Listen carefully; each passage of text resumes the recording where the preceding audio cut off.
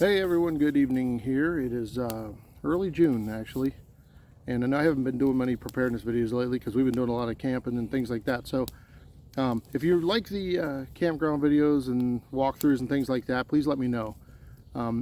This is also, I always said from the beginning, this is a preparedness channel, but it's also an outdoor channel. And try to inspire people to get outdoors and, just enjoy, to whatever capacity you like, whether camping or biking, hiking, fishing, boating, whatever it is, just get back out, put the electronics down for a while and just get out into nature a little bit and enjoy it. So I want to talk about traveling. We are in vacation season and things like that, and I'm watching a fire here, so just if I look away occasionally, that's I'm just kind of tending to it and making sure it doesn't get out of hand here. But and I'm not out in the woods really. I'm actually behind my house. We have a little wooded area back here that I can sometimes come and sit and just kind of relax. We'll build a fire back here and just kind of hang out. But I do want to talk about, because I've been doing some local travel, things like that. Nothing real serious, because that's pretty much what we're doing with the camper now, and just kind of going out and just seeing different things. We're going to hit some festivals this year. We're going to just go for some weekend getaways, things like that. So I want to bring that to you guys, and part of that is to actually let you know like what the like some of the places we're staying, because when we have the camper, we tend to stay in campgrounds, but it doesn't have to be a resort kind of campground to me, just something simple where we can plug in and use the camper like we intended it. And that's why we bought it. We wanted it just to go enjoy ourselves. But I'm hoping to do a little bit of more, I don't want to say primitive camping, but which kind of leads me into this a little bit, because like I said, if you like these videos about the campground videos, let me know, and I'm going to be definitely bringing some more. I'm also hoping to bring some updates on my truck that me and a friend of mine are going to start doing a little bit of a build out and make it like a mild overlanding rig. I'm not going to do any rock crawling or heavy off-roading with it, but hoping to add a rooftop tent by the end of summer. I have a lift kit, a new bumper to put on, and I'm going to bring that to you guys and just show you the progress. And a lot of this I'm doing on a budget, so I'll talk about that when I do it. I mean, not everything. Some of the parts, I've had to pay normal price, and it is what it is. But I've also found some deals on some things I'll share with you guys. And so, which kind of leads me into this, because even the basic camping, you don't really know what you're getting into sometimes. I mean, we've been to some campgrounds that are they're beautiful, and we had a great time, and it's quiet and everything like that. We've also been to some where sorry, some big old bug flying here, but there could be potential problems. And this isn't just about camping, this is about travel in general. And know where you're going, and be prepared ahead of time for actualities or things that could possibly happen or take place. I'm going to stir this fire a little bit, so I apologize. I'm trying to keep it going for a little bit here, but and I guess that starts out with knowing where you're traveling to, and make sure you're aware of what's going on in the area. I mean, if you're only traveling an hour from your house, you're probably pretty much aware of where you're headed. But if you're deciding you're headed to other states, maybe even if it's just visiting family, things like that, make sure you're traveling areas and through areas that are safe. I mean, especially nowadays, you never know what you're going to be getting into with a lot of unrest and things like that, especially in some of these big cities you could be traveling through. So definitely keep aware of what's going on in the areas you're headed. And like I said, I mean, even down to like getting caught in parade traffic or something like that. But this is summertime and we're in an election year. There's a good possibility you may run into some unrest, because they're trying everything to disrupt everything here, between now and November. So definitely be safe, and know your laws where you're traveling. If you're going to be carrying, concealed, or even open carry, and some states allow it, but some states don't. So know where you're traveling to. I mean, like I said, I'm here in the Keystone State. We have concealed carry, things like that.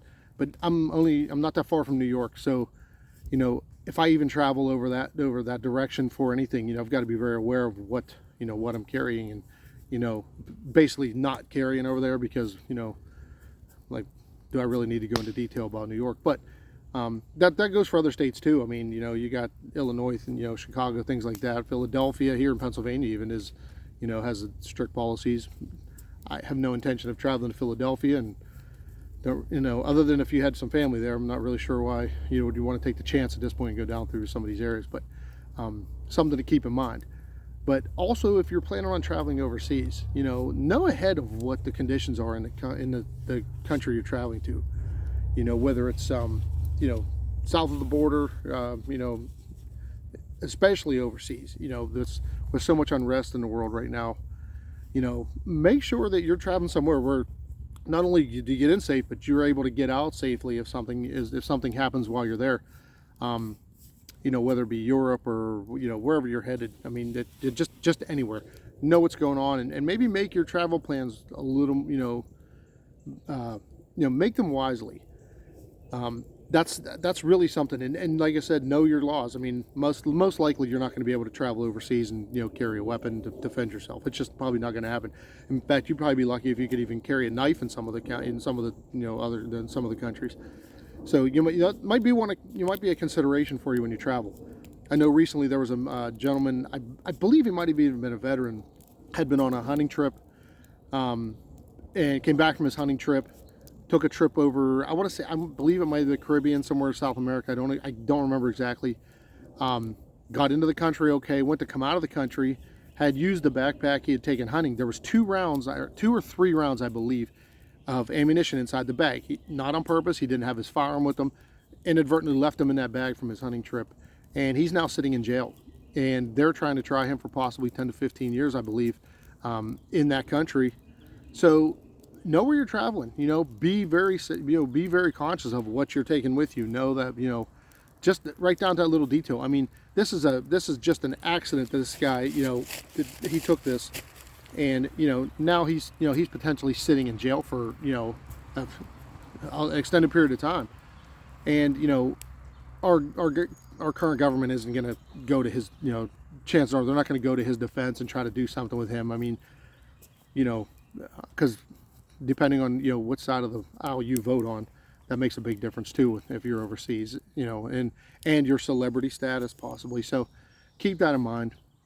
And, you know, even just traveling locally, if you're just going state to state, know the laws, because obviously they vary, you know, and they're ever changing. So, you know, definitely go online and, you know, find what areas you're permitted to basically carry things to defend yourself. So, you know, that's one thing. You know, that's a whole section. I want to just touch on a couple things. So, you know, and if you're traveling, you know, vehicle wise, you might be in an RV, you might be you know, in a car, motorcycle, whatever your mode to travel is, airplane. You know what you can take with you. You make sure that you know, if you're flying, for instance, you know some of the safety protocols. I mean, look ahead, find out what you know, what you can do, you know. So I'm not sure what the noise is behind me. I'm really sorry if you can hear that.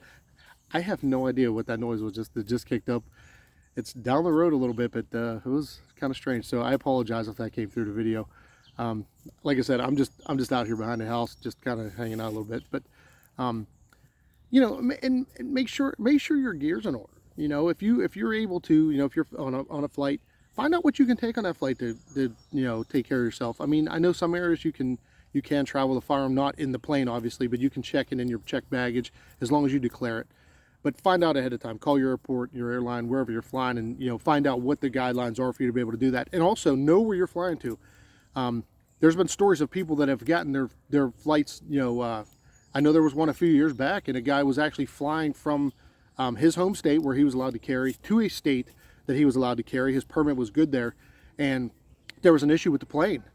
The plane had to land, make an emergency landing, and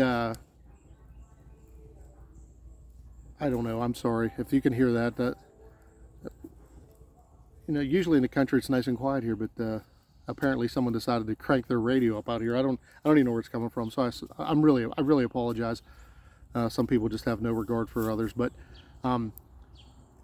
you know, and this guy was traveling, like I said, with his firearm, went, and I believe it was an emergency landing the plane had to make, or they were diverted for some reason because of weather. I don't remember the exact reason. I believe it was a problem with the airplane itself.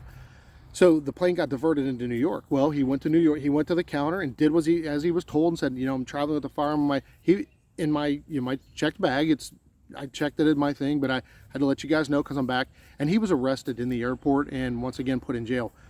I don't remember the status. I do believe that it was worked out, but I'm not so sure because this has not been that long ago. Maybe within the last year or two. I'm not even sure it went to trial. I haven't really heard an update, which probably something I should look into. It just kind of came to mind. So, those things like that are something to definitely think about. Then we'll take another step. I mean, make sure you have the gear you need, especially if you're traveling in your car. You're traveling in an RV or whatever.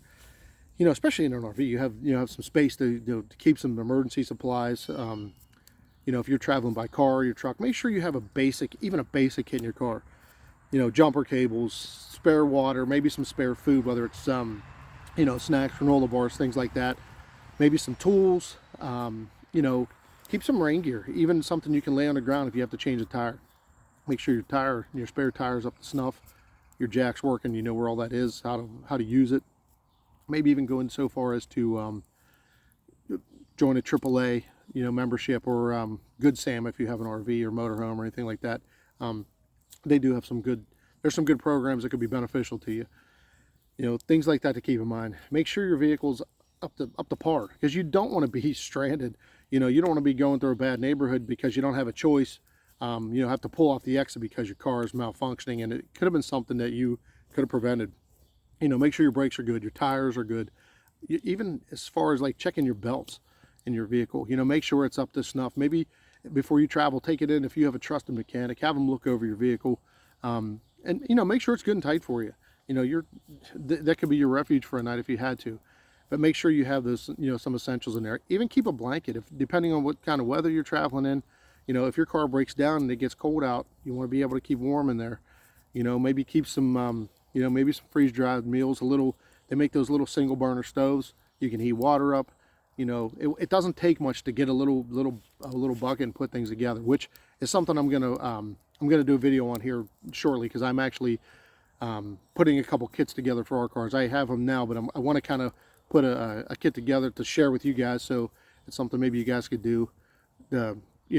Put in your vehicle and keep it in there all the time. You don't have to necessarily take it in and out. Just leave it in there.